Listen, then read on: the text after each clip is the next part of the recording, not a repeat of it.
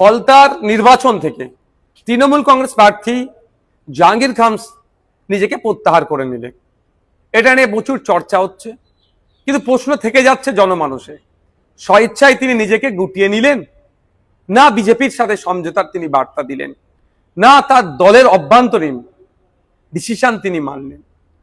এই বিষয়ে উত্তর সময় কিন্তু কথা বলবে, উত্তর দেবে।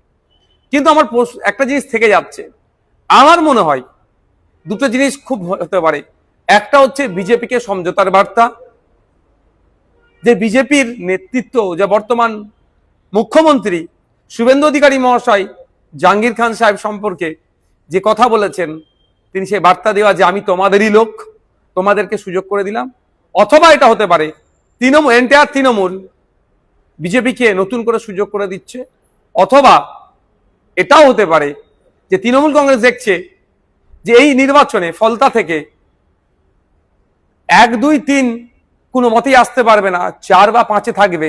সেই জন্যই নতুন করে আমার মুখ থুবড়ে পড়লে পার্টি ঘুরে দাঁড়াবার আর কোনো জায়গায় থাকবে না। ফলে এটাকে সুকৌশলে জাহাঙ্গীর খানের নাম দিয়ে এড়িয়ে যাচ্ছে। তবে সময় কথা বলবে। তবে তৃণমূল কংগ্রেস যে দুর্নীতি অন্যায় করেছে, সেই অন্যায় দুর্নীতির আর মাপ ক্ষমা বাংলার মানুষ করবে না।